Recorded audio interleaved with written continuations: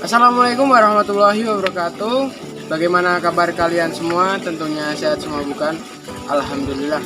Baik, kembali lagi bersama saya Firnanda Nuri Hanafi, pemilik UPR Mina Lestari.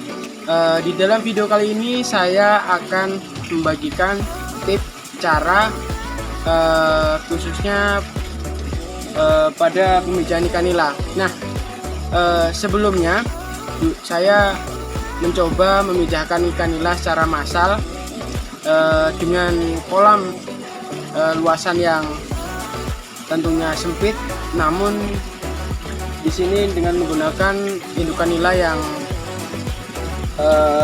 lumayan padat gitu ya. Jadi pada tebarnya dia lebih padat gitu untuk per meter perseginya.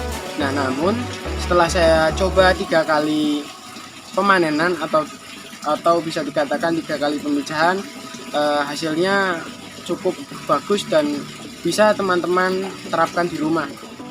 Nah, pemijahan ikan nila yang saya lakukan ini pemijahan ikan nila massal dengan kolam ataupun dengan media pemijahan itu kolam beton dengan ukuran 1,5 dikali 3, jadi lebarnya 1,5 kemudian panjangnya 3 meter dengan kapasitas induk itu 24 betina dan 8 ekor jantan, seperti itu. Langkah awal yang perlu disiapkan yaitu yang pertama adalah persiapan kolam. Nah, persiapan kolam ini yang biasa saya lakukan ya seperti pembersihan kolam, pengeringan kolam, kemudian pengisian air. Untuk air sendiri saya menggunakan air baru yaitu dari sumur bor ataupun juga bisa menggunakan sumur biasa.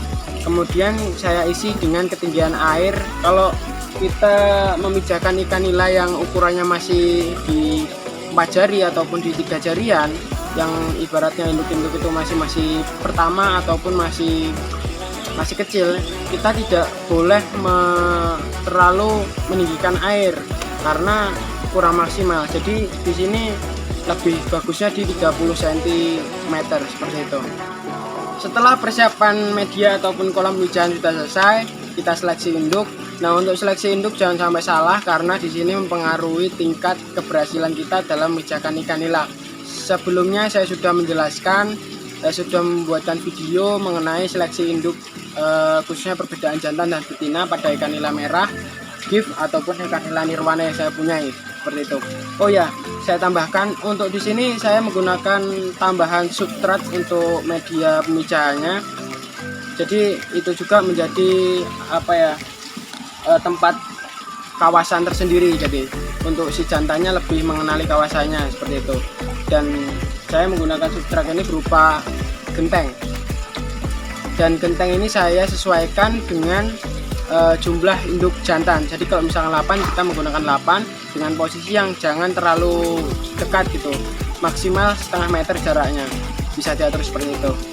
Setelah pemasukan induk selesai, pemasangan substrat ataupun genteng selesai, lanjut ke pemijahan. Nah, pemijahan sendiri ini membutuhkan waktu 3 minggu, jadi pemijahan yang benar-benar maksimal gitu. Kenapa saya pilih 3 minggu? Karena 3 minggu ini adalah kurun waktu yang sangat optimal dalam pada saat awal mula pemijahan, kemudian pengeraman dan bisa langsung mengeluarkan larva di kolam ini.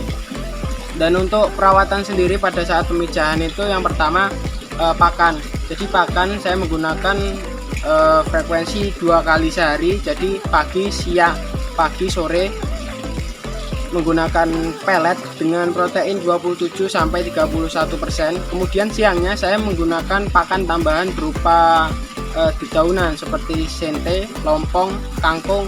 Bisa kalian sesuaikan dengan kondisi yang ada di ruang lingkup kolam kalian semua, seperti itu. Nah, setelah selesai, ciri-ciri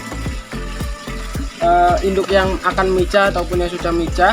Ketika induk yang akan mijah itu si jantan dia dominan lebih berada di sekitar genteng, di sudut-sudut kolam biasanya. Kemudian si betina akan menghampiri. Nah, untuk proses pemijahan itu di 2 minggu dia sudah memijah, bahkan sudah ada induk yang sudah mengeluarkan larvanya. Nah, untuk air sendiri, jika kondisi air kolam teman-teman itu berkurang, itu nggak apa-apa ditambahin, nggak apa-apa. Yang jelas tidak ada pengaruh khusus pada saat kolam kalian itu bocor ataupun air berkurang kalian tambah, itu tidak ada pengaruh khusus. Mungkin dia lebih penambahan oksigen aja seperti itu, dan tidak mempengaruhi proses berlangsungnya pemijahan ikan nila. Oh ya, saya tambahkan lagi untuk di sini pemijahan ini saya menambahkan 1 titik aerasi ya, supaya pada saat di 2 minggu sampai 3 minggu itu kan kondisi airnya sudah jelek ataupun sudah DO-nya sudah berkurang. Nah, untuk mengantisipasinya saya menambahkan 1 titik aerasi seperti itu untuk menyuplai oksigennya. Nah, setelah pemijahan selesai ataupun sudah mencapai 3 minggu, kita panen dengan cara yang pertama, kita ganti pipa paralon itu dengan lubang yang kecil supaya larvanya tidak ikut keluar. Kita tunggu surut, kemudian setelah air sudah berkurang, kita ambil induknya. Jangan kita ambil semuanya. Kalau misalkan tenaga kerja kita ini cuman kita sendiri, kita lakukan satu-satu, kita ambil induk betinanya dan siapkan juga alat berupa skopnet, bak ataupun ember untuk menampung si larva ataupun induk yang sudah kita ambil. Nah, di situ kenapa menggunakan skopnet, karena yang jelas skopnet itu nanti pada saat kita pengambilan induk betina itu ketika induk sudah mengeluarkan telur, telurnya langsung berada di skopnet, jadi tidak berjajaran jatuh ataupun tumpah di kolamnya seperti itu. Kemudian kita pindahkan ke kolam penetasan jika keluar telur, dan jika keluar larva kita siapkan bak dulu, dan kemudian kita pindahkan lagi ke kolam pendederan ataupun kolam perawatan larva. Untuk hasil pemijahan ikan nila secara massal ini dengan luasan yang sempit namun dengan kapasitas ataupun pada tekanan yang tinggi, itu yang saya lakukan 3 kali ini alhamdulillah cukup memuaskan. Untuk sekali panen itu bisa mencapai 8 sampai 10.000 larva ekor nila dengan SR yang cukup tinggi karena ya pemeliharaannya yang intensif seperti itu. Nah, untuk rata-rata untuk induk yang mengeluarkan telur itu mencapai 10 sampai 15 ekor, kemudian sisanya sudah panen larva. Nah, metode ini adalah metode yang sangat cocok untuk teman-teman terapkan jika luasan kolam teman-teman itu cukup sempit, namun bisa terapkan secara maksimal.